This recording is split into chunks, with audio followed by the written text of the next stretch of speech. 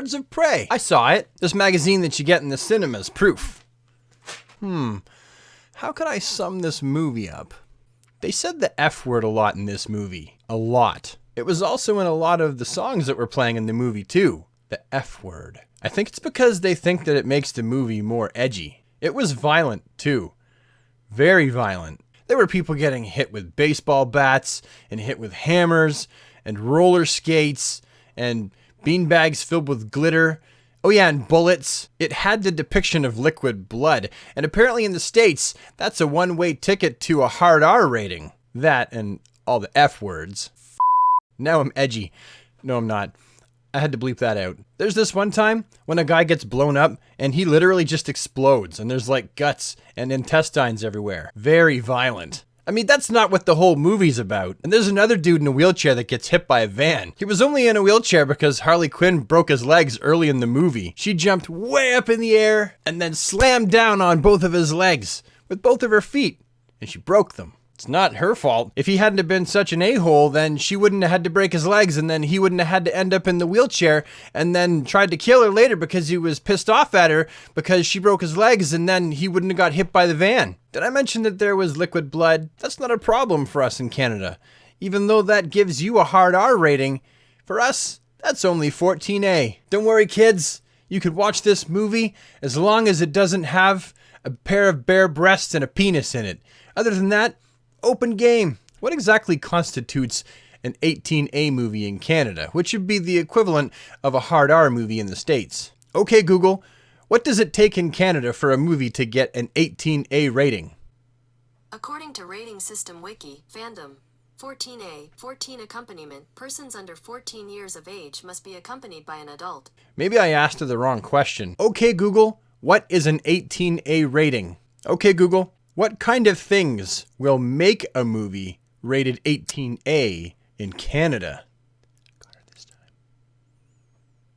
According to Wikipedia, 14A 14 accompaniment, persons under 14 years of age. Shut up! She's not really telling me. Hey Google, how you doing? I'm doing great. Thanks for asking. Anything I can help with? No, because you failed at the first task I asked you to do. Piss off. Did I mention that somebody explodes in this movie? Boom. It was very messy, and the guy let out a really painful, frantic, "Oh no, I'm gonna die" scream right before it went off. It kind of sounded like, "Yeah!" No, it sounded nothing like that, but he certainly didn't sound like he was having a good time. The basic storyline of the movie, "I don't need no man," is not really any different than Harley in the comic books though, because she emancipated herself from the Joker and his abusive relationship quite a while ago. The main protagonist consists of Harley Quinn, the Huntress, Renee Montoya, Black Canary, and Cassandra Cain. There was this guy who ran the Chinese restaurant downstairs, and you kind of got the feels that maybe he was sort of like the only person in the world that cared for Harley Quinn, but he sold her out to the people that were looking for I don't want to give you too many spoilers. He kind of sucked in a nice Chinese restaurant guy downstairs sort of way. Margot Robbie did a good enough job playing Harley Quinn.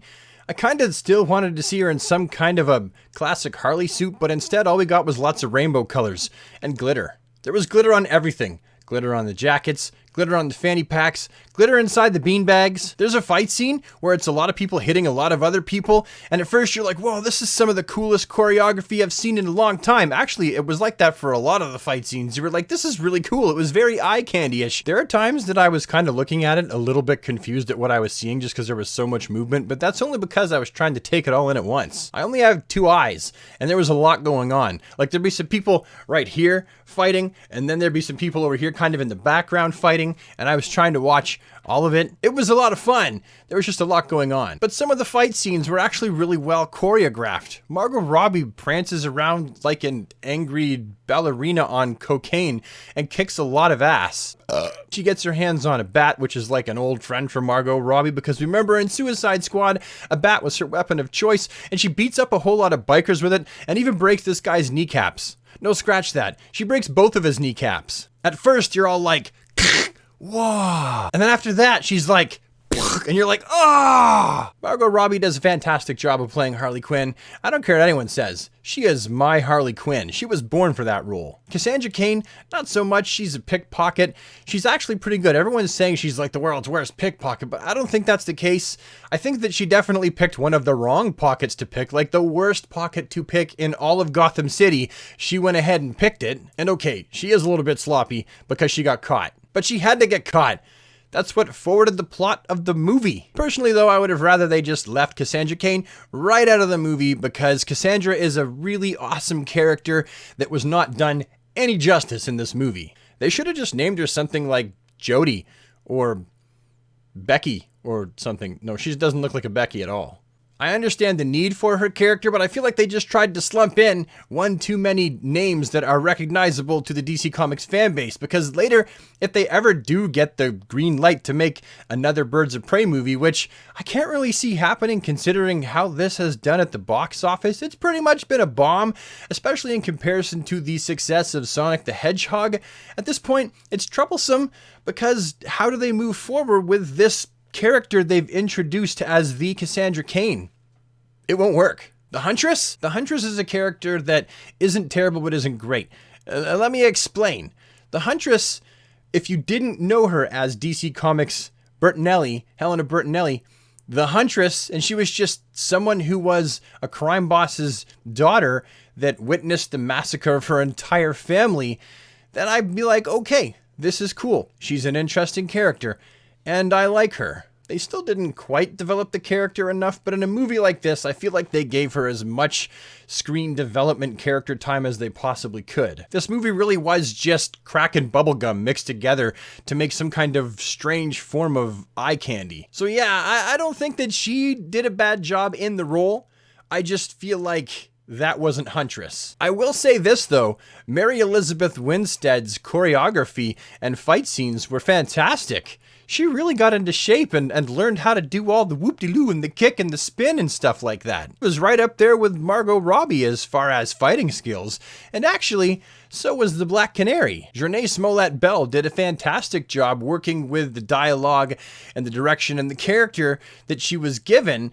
But the main problem that this movie has is a lot of the main characters are nothing like the actual characters they're supposed to be representing. They're the same in namesake only, and with a few kind of defining details. Like the Huntress uses a bow, and she wears purple, and her family is the Bertinelli crime family, and they were massacred. Black Canary does have the canary scream closer to the end, and she can sing. So those two things are accurate. She doesn't really ever wear the fishnets. There's like one scene where she's on stage singing for Sionis, the Black Mask, and she's kind of wearing fishnets, but I feel like with these DC movies, they're just afraid to make the characters really anything like the comic book versions. We know that this can be done safely and effectively, and a comic book movie can still do very well at the box office because we've seen Aquaman and Shazam and Wonder Woman. And in the Marvel Universe, a lot of those characters are immediately recognizable to their comic book counterparts. For some reason, when it comes to DC's Birds of Prey and then the previous Suicide Squad, they just have been afraid to really embrace the comic book look for these characters.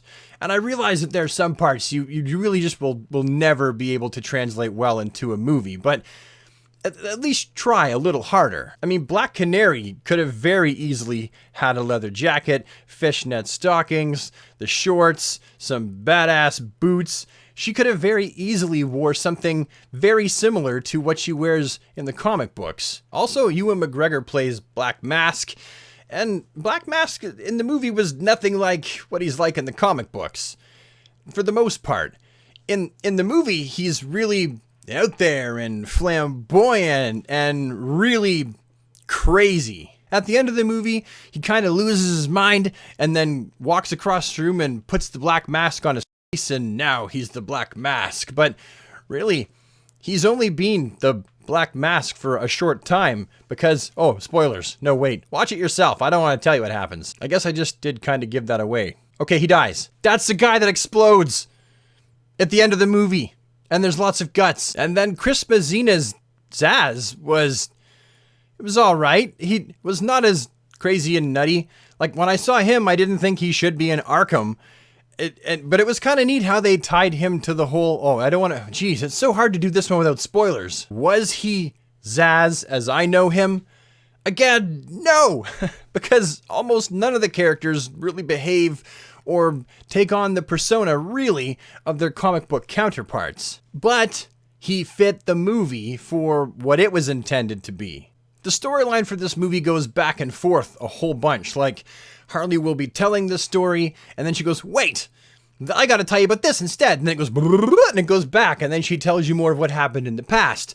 And then you get to the present, and then she talks about someone else, and then she goes, oh wait, and it goes back, and you talk about something else, and then you get back to the present again. I don't mind this as a storytelling device. I'm okay with that. I know that it just drives some people absolutely crazy. Some people are upset with the fact that there's titles and stuff popping up on the screen like eye candy, kind of like they did in the Suicide Squad, but I'm okay with that too. This whole movie plays off kind of like a large budget indie action film that's trying to be current and edgy. It's the kind of movie that I would actually just watch, whether it was a DC movie or not, and I would just enjoy it. I guess without really telling you anything else about the movie, could I suggest this movie to you as an average moviegoer to go and see this movie?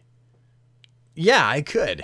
Don't listen to what people are saying all over YouTube and Twitter and Instagram and the media. Just go and watch it for yourself and decide for yourself. I know for me, when I go to the movies and I put my butt in that seat, I'm there for only one objective, and that is, am I entertained?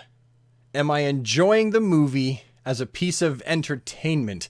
Is it pulling me away from my daily life and allowing me to escape to another world? And this loud, boisterous, crazy, third wall breaking movie does a great job of that. I left the theater having had a great time. If you're a comic book fan and you're expecting this movie to really be anything like the comic book universe, you're going to be very sadly let down by this movie, because it does have some ways where it has some very good accuracies. Others, there's just little head nods like Harley's beaver. And then in other places, it's completely different. You need to go into a movie like this and just take it for what it is. It's its own independent take on characters that we all know and love, and they're going to be very different. I didn't watch this movie as a comic book fan. I watched this movie as a simple average moviegoer first, and then I applied my comic book knowledge to it after. But this is the kind of movie that you know isn't going to be comic accurate when you go into it in the first place anyway. So to go in there with that expectation is to go in there knowing you're going to be upset when you leave, and knowing the movie is going to be a failure in your eyes. Why go and see it at that point? Try going with no preconceived notions and just seeing if you have a good time when you go. And yes, the movie does have a thin gold line of man bad, must crush male chauvinists, woman good, hear woman roar. But put yourself in Harley's shoes, at least for that portion of the kind of preachy message that's sort of embedded the whole way through it.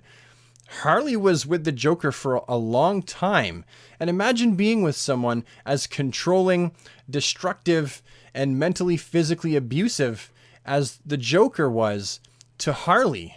And let's face it, for those of us who are comic book fans, the idea of Harley breaking away from the Joker's abuse and controlling nature is something that we've seen in the comic books a few times, and currently she's not with the Joker because of these reasons. So at least that part of the story is an accurate comic book theme to tie into. Anyway, super friends, honestly, don't take my word for it. Don't take any of the page shills, and don't take any of the critics' words for it. Just go watch it for yourself and do yourself and the world a favor.